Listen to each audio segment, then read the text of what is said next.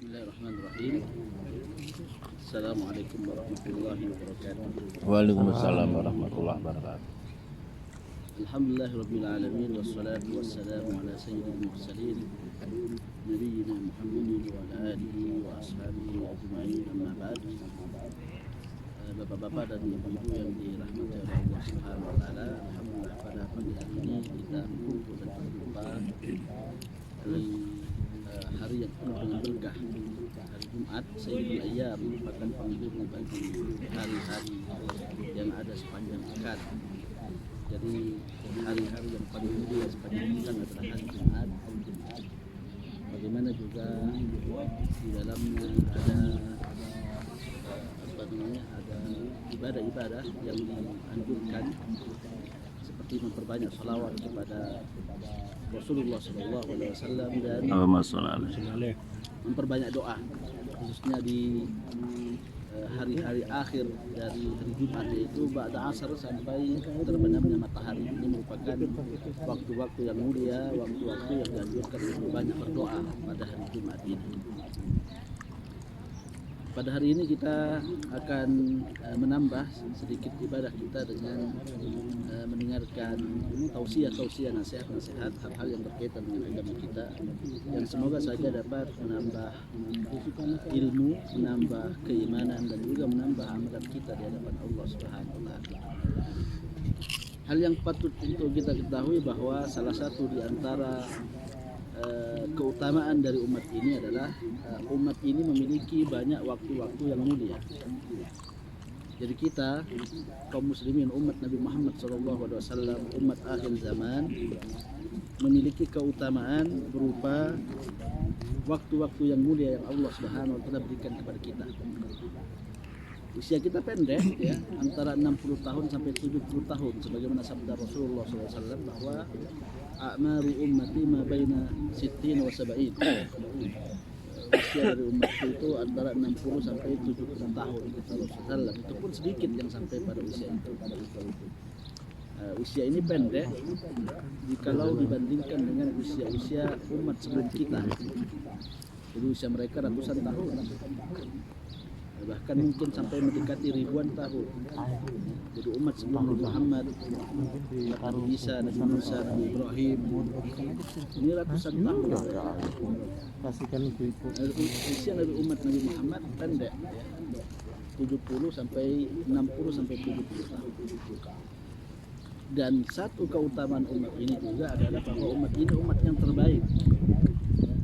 Akhirun al-awwalun, kata Rasulullah, kita ini umat yang terakhir tapi yang terbaik. Jadi bagaimana usia yang pendek bisa mengalahkan usia yang panjang dalam beribadah kepada Allah Subhanahu wa taala? Tentunya orang yang lebih banyak usianya kemungkinan besar lebih banyak juga ibadahnya. Usianya panjang, ibadahnya panjang juga. Usianya pendek, maka kemungkinan ibadahnya juga pendek. Namun Allah Subhanahu wa taala Maha besar, Maha mampu, Maha mengetahui.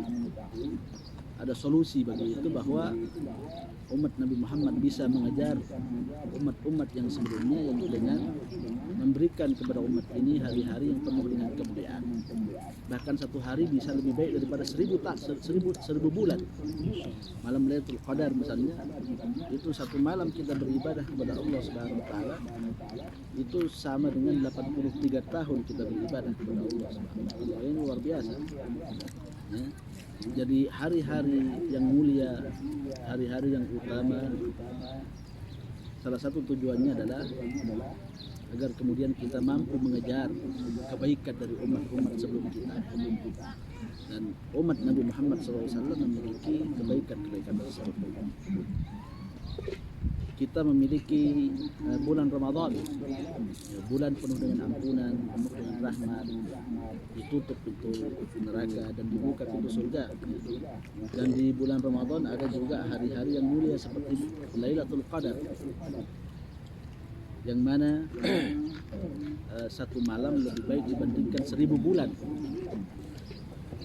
Setelah bulan Ramadan pergi, ada puasa Syawal. Kalau kita puasa Ramadan dicampur dengan puasa Syawal, maka sama dengan berpuasa selama 1 tahun penuh. Padahal kita cuma berpuasa 36 hari saja. Ya 30 hari di bulan Ramadan, bahkan 29 hari ditambah 6 hari, itu seakan-akan kita berpuasa selama 1 tahun penuh puasa wajib, bukan puasa sunnah, puasa wajib. Nah, ini adalah kebaikan yang Allah berikan kepada kita. Ya, 36 hari kita berpuasa dikali 10 sama dengan berpuasa 360 hari. Dan ini sebagaimana sabda Rasulullah SAW, "Man shoma Ramadan thumma atba'ahu sittan min Syawal ka'annahu shoma ad-dahr." Barang siapa yang berpuasa di bulan Ramadan kemudian diikuti puasa 6 hari di bulan Syawal, maka seperti orang yang berpuasa selama 1 tahun. Luar biasa. Kemudian setelah bulan Syawal pergi, datang kepada kita bulan Dzulqa'dah. Bulan Dzulqa'dah masuk dalam bulan haram. Bulan haram itu adalah bulan yang dimuliakan oleh Allah Subhanahu wa taala. Ada 3 bulan atau ada 4 bulan. Bulan Dzulqa'dah, Dzulhijjah, bulan Muharram, dan yang terakhir adalah bulan Rajab. Bulan Rajab ini adalah bulan haram adalah bulan yang dimuliakan, diutamakan oleh Allah Subhanahu wa taala. Artinya memperbanyak ibadah di dalamnya itu akan melipat gandakan pahala-pahala yang kita lakukan kepada Allah Subhanahu wa taala. Setelah datang bulan Dzulqa'dah, datang bulan Dzulhijjah kita sekarang ini. Ya. 10 hari dari bulan Dzulhijjah adalah hari-hari yang paling mulia. Paling mulia dibandingkan dengan hari-hari yang lainnya. Bagaimana hadis dari banyak ya, dari sahabat-sahabat Rasulullah, hadis Abdullah bin Abbas, hadis Abdullah bin Umar mengatakan bahwasanya hari-hari 10 hari yang pertama itu adalah a'damul ayyam, adalah hari-hari yang paling mulia, yang paling utama di sisi Allah Subhanahu wa taala. Dan amalan-amalan kebaikan di dalamnya tentunya lebih baik dibandingkan dengan hari-hari yang lain. Rasulullah bersabda dalam hadis Abdullah bin Abbas, "Ma min ayyamin al-amalu salihu fihi khairun wa ahabbu ila Allah min hadhil ayyam." Jadi tidak ada hari-hari yang berlalu amalan kebaikan lebih baik dibandingkan dengan amalan-amalan yang dilakukan di 10 awal dari bulan Dzulhijjah ini. Sahabat mengatakan, "Walal jihadu fi sabilillah ya Rasulullah." Meskipun jihad di jalan Allah itu berperang melawan musuh, berdarah-darah, apakah tidak lebih baik dibandingkan dengan amalan-amalan yang dilakukan di 10 awal bulan Dzulhijjah? Rasulullah mengatakan, "Walal jihad." Bahkan jihad pun juga lebih mulia. "Illa rajulun kharaja min baitihi bimalihi wa nafsihi wa lam yarji' minhu syai'." Kecuali orang yang berjihad di jalan Allah, mengorbankan hartanya, mengorbankan jiwanya, dan dia tidak kembali, jadi mati di medan jihad. Ini baru lebih baik dibandingkan amalan-amalan yang dilakukan di 10 awal dari bulan Dzulhijjah. Jadi ini merupakan kesempatan bagi kita untuk memperbanyak, untuk menambah pundi-pundi amalan kita di hadapan Allah Subhanahu wa taala. Mana lebih baik 10 awal bulan Ramadan, 10 awal di bulan Dzulhijjah dengan 10 akhir dari bulan Ramadan. Ini perdebatan yang panjang di kalangan para ulama kita. Namun wallahu a'lam, mungkin yang kuat atau boleh dikatakan pendapat pertengahan dari masalah ini adalah untuk siangnya 10 awal bulan Dzulhijjah lebih baik, paling baik sepanjang tahun. Adapun malamnya, maka 10 malam terakhir di bulan Ramadan, maka itu adalah malam-malam yang terbaik, malam-malam yang utama di sisi Allah Subhanahu wa taala. Karena 10 malam di bulan Ramadan ada Lailatul Qadar. Itu yang kita katakan bahwa dia lebih baik dibandingkan 1000 bulan. Adapun 10 hari di bulan Dzulhijjah ada hari-hari yang mulia.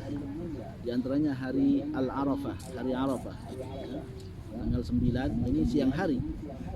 Kemudian yang kedua adalah hari raya Idul Adha, ini juga siang hari.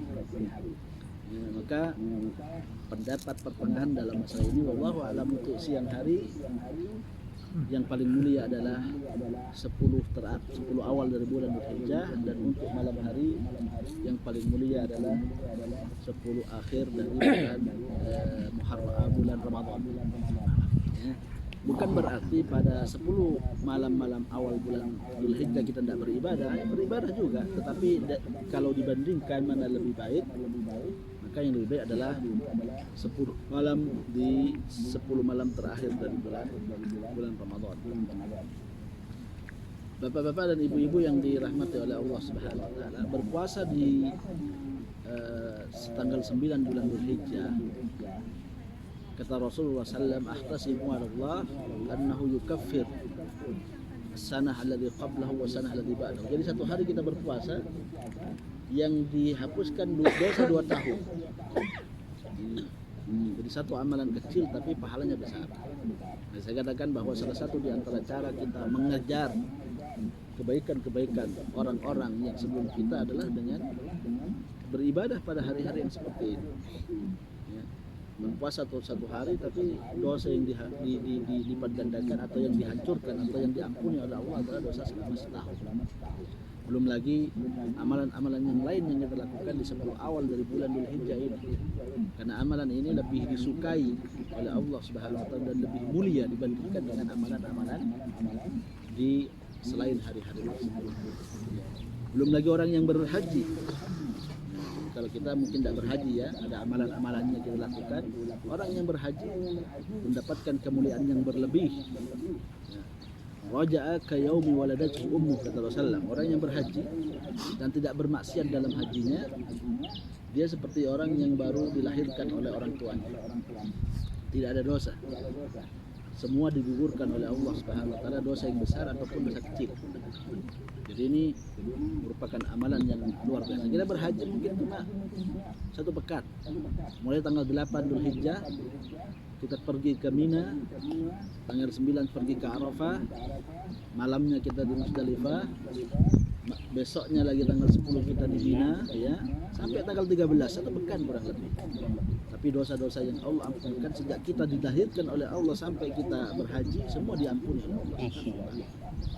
Maka ini adalah amalan yang luar biasa yang Allah Subhanahu wa taala perintahkan kepada kita. Bahkan kata Rasulullah, al-hajjul mabrur laisa lahul jazaa illa al-jannah. Haji yang mabrur itu tidak ada pahalanya kecuali surga. Kecuali surga yang Allah Subhanahu wa taala janjikan kepada kaum muslimin. Jadi usia kita pendek. Tapi apabila kita bisa memanfaatkan usia yang pendek itu dengan ibadah-ibadah yang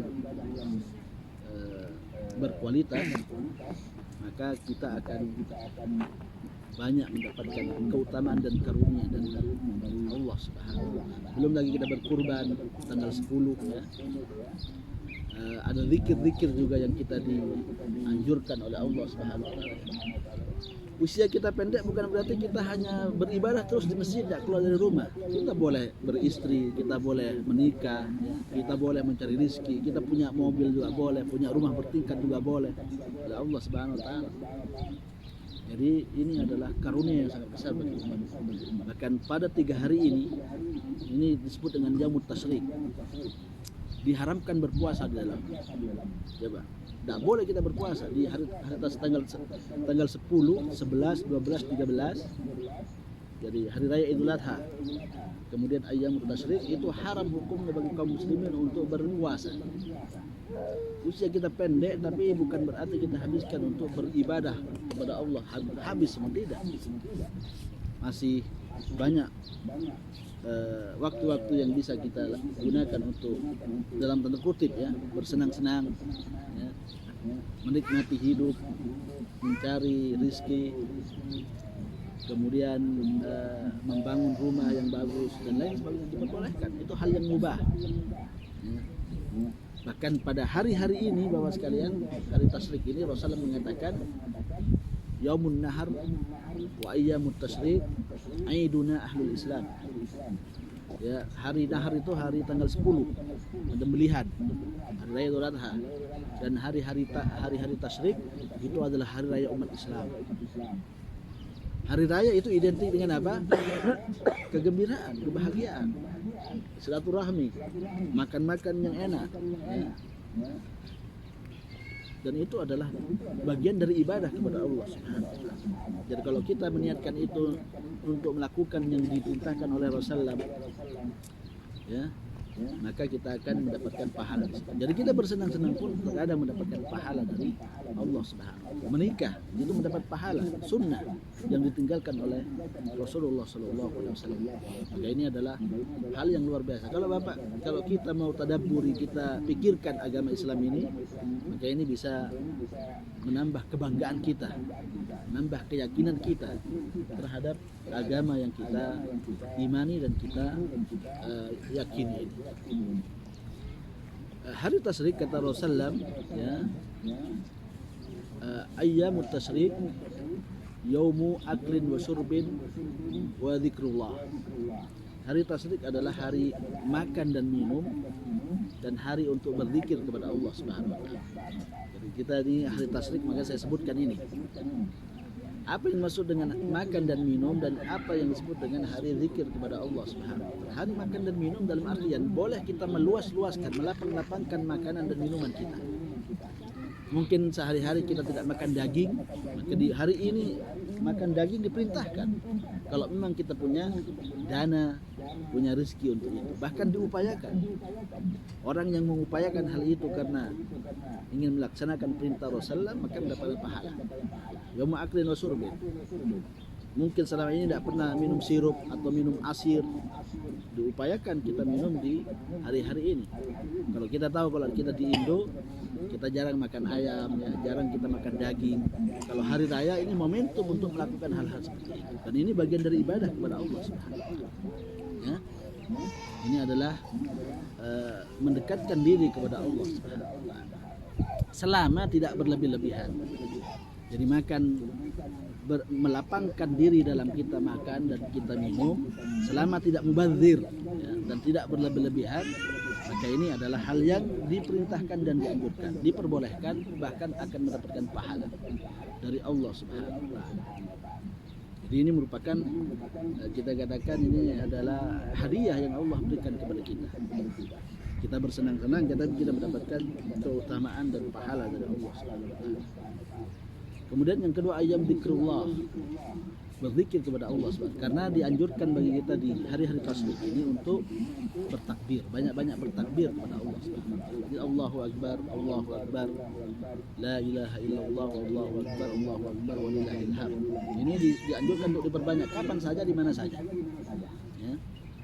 Dan dianjurkan juga setelah sholat 5 waktu, kita dianjurkan untuk membaca zikir ini. Allahu Akbar, Allahu Akbar, Allahu Akbar, La ilaha illallah, Allahu Akbar, Allahu Akbar. Ya, kalau kita sudah salam, maka sebelum kita berzikir kita baca ini, Allahu Akbar, Allahu Akbar. Ya. Atau kita baca dulu, ada dua teknisnya.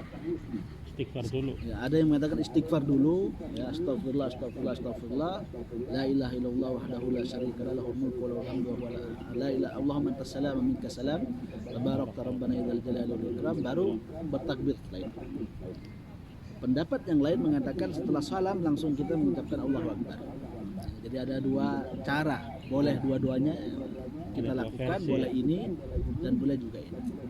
Inilah namanya zikir kepada Allah Subhanahu wa taala. Dalam artian kita berluas-luas dalam makan, berluas-luas dalam minum, bergembira dengan keluarga kita, dengan sanak saudara kita, tapi jangan sampai melalaikan. Itu intinya.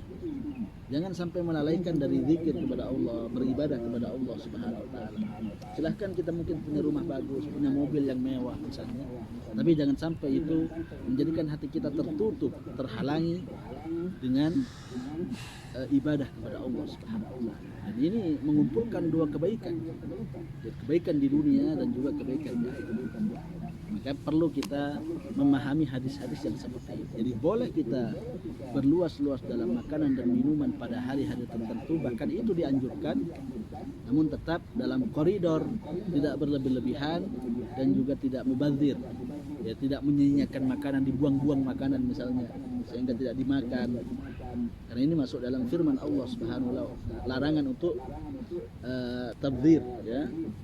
Innal mubadzirina kanu ikhwana syayatin, kata Allah SWT. Orang yang menyanyiakan makanan itu adalah saudara bagi setan. Maka ini dilarang. Berlebihan juga seperti itu. Berlebihan bisa sampai kenyang sekali maksudnya, ya. Sampai kenyang sekali sehingga kemudian tidak bisa dia melakukan ibadah kepada Allah SWT. Malas. Ya. Orang yang sangat kenyang biasanya kan maunya di rumah, malas, mau tidur. Jadi dalam koridor hal-hal yang seperti itu ini merupakan hal-hal yang diperbolehkan dalam syariat kita. Memperbanyak zikir kepada Allah. Kenapa zikir was sekalian? Karena ini amalan yang paling ringan. Zikir ini amalan yang paling ringan, tapi timbangannya berat di sisi Allah Subhanahu wa taala. Jadi paling minimal kita mengingat Allah Subhanahu wa taala. Coba Bapak pikirkan mana amalan yang paling ringan di sisi Allah Subhanahu wa taala. Zikir. Tidak butuh duit, ya, tidak butuh waktu duduk-duduk sambil berdiri sambil tidur kita bisa lakukan ibadah itu. Berbeda dengan berhaji butuh duit, umrah juga butuh duit, berpuasa lapar, sholat kadang malas panas. Kalau berzikir kita di rumah, ya, mengingat Allah Subhanahu Wa Taala, tapi keutamaannya sangat luar biasa. Ini keutamaan sangat luar biasa. Makanya Rasulullah dalam sebuah hadisnya hadis Abu Hurairah dia mengatakan kalimatani khafifatani 'alal lisan thaqilatani 'alal mizan habibatani lir rahman. Dua kalimat yang ringan untuk diucapkan, berat timbangannya, disukai oleh Allah. Subhanallah wa bihamdihi subhanallah. Rasulullah juga mengatakan arba'u kalimatin, kata Rasulullah 4 kalimat lebih disukai daripada terbitnya matahari dari arah timur. Kata Rasulullah, subhanallah, alhamdulillah, la ilaha illallah, Allahu akbar. Dari mana saja dia ucapkan, yang jelas 4 kalimat ini kata Rasulullah adalah hal yang paling bagus, paling baik, ya, dibandingkan dengan terbitnya matahari dari arah timur. Maka ini adalah saya katakan ibadah yang ringan, tapi mengandung atau membawa keutamaan yang luar biasa di sisi Allah Subhanahu wa taala. Seorang sahabat datang kepada Rasulullah. Dia mengatakan, "Ya Rasulullah, inna syara'iyal Islam qad kathurat alayya." Ya Rasulullah, syariat Islam berat buat saya. Banyak syariatnya. Apa wasiatmu kepadaku? Kata Rasulullah, la yazalu lisanuka radban bi dzikrillah. Kalau terlalu berat, paling tidak lisanmu itu tidak lepas untuk berzikir kepada Allah Subhanahu wa taala. Jadi di samping kita melakukan ibadah-ibadah yang wajib, ya, yang rukun Islam, nah kita memperbanyak zikir kepada Allah Subhanahu wa taala. Jadi dengan berzikir ini akan membawa kepada apa? Membawa kepada keimanan, pahala kepada Allah Subhanahu wa taala. Orang yang malas berzikir orang munafik. Orang yang paling sedikit zikirnya itu adalah orang yang dalam hatinya ada penyakit. Oke, ketika kita, ya saya juga bukan antum ya, kita semua sedikit zikir kita dengan lisan, nah ini tanda-tanda bahwa dalam hati kita ada penyakit. Karena salah satu di antara karakter orang-orang munafik itu adalah sedikit zikir. Wala yadhkurunallaha illa qalila, katanya. Innal munafiqina yukhadi'unallaha wa huwa khadi'uhum. Orang-orang munafik itu mau menipu Allah, tapi Allah yang menipu mereka. Wa idza qamu ila sholati qamu kusala. Kalau mereka disuruh salat malas. Jadi kalau kita salat malas, ya, nah ini ciri tanda. Bukan orang munafik tapi ciri atau tanda orang-orang munafik. Ada warning ya. Wala yadhkurunallaha illa, dan dia tidak banyak berzikir kepada Allah Subhanahu wa taala. Jadi diupayakan paling tidak zikir kepada Allah Subhanahu wa taala ini menjadi salah satu di antara amalan kita. Dan pada hari-hari tasyrik ini kita diperintahkan untuk banyak berzikir dengan takbir yang kita sebutkan tadi. Allahu akbar, Allahu akbar, la ilaha illallah, Allahu akbar, Allahu akbar. Setelah ini hilang, pergi datang, setelah itu bulan Muharram. Kita diperintahkan untuk berpuasa di tanggal 10 bulan Muharram. Ya. Berpuasa tanggal 10 bulan Muharram, keutamanya seperti apa? Keutamanya adalah orang diampuni dosa-dosanya selama 1 tahun oleh Allah Subhanahu wa taala. Diampuni dosa-dosa kita selama 1 tahun. 1 hari kita berpuasa. Maka ini juga musim-musim kebaikan yang diberikan oleh Allah Subhanahu wa taala. Lepas dari itu semua, kita punya ibadah yang namanya puasa 3 hari setiap bulan. Yang mulabed. Ayyamul bid istilahnya itu ya, puasa putih kalau bahasa kita itu ya. Tanggal 13, 14, 15 bulan-bulan Arab, bulan Hijriah ya. Orang yang berpuasa 3 hari di bulan ini sama dengan berpuasa selama 1 bulan. Puasa 1 bulan. Jadi ini hal yang juga luar biasa. Jadi tadi kita sudah berpuasa selama 1 tahun penuh, puasa wajib ya. Nah ini puasa sunnahnya seperti ini. Puasa sunnahnya kalau kita berpuasa 3 hari setiap bulan, maka seakan-akan kita berpuasa 1 bulan penuh puasa sunnah. Nah, kalau kita berpuasa tiap bulan seperti itu, maka sama dengan berpuasa selama 1 tahun penuh selama puasa sunnah. Jadi ini sekali lagi bahwa ini adalah karunia yang Allah berikan kepada kita. Sedikit usia kita, pendek usia kita dibandingkan dengan umat-umat yang lain, tapi kita memiliki ibadah-ibadah yang dapat kita banggakan ya, bisa mengalahkan ibadah-ibadah yang dimiliki oleh umat-umat sebelum kita. Sedikit kita beramal tapi hasil maksimal ya, hasil kita maksimal dibandingkan dengan umat-umat yang telah lalu. Ini belum ibadah-ibadah yang lain ya, kita coba bicara ibadah-ibadah yang masih ada, ibadah yang lain yang sangat luar biasa. Ada menuntut ilmu, ada bersedekah, ada akhlak yang mulia, ada kalimatut thayyibah, berbicara akhlak yang mulia. Itu semua adalah kesempatan kita untuk memperbanyak ibadah kita kepada Allah Subhanahu wa taala. Mungkin ini ya apa yang bisa kami sampaikan pada pagi hari ini. Ya, semoga bisa dipahami dan juga bisa diambil manfaatnya. Wassalamualaikum warahmatullahi wabarakatuh. Assalamualaikum warahmatullahi wabarakatuh. Waalaikumsalam.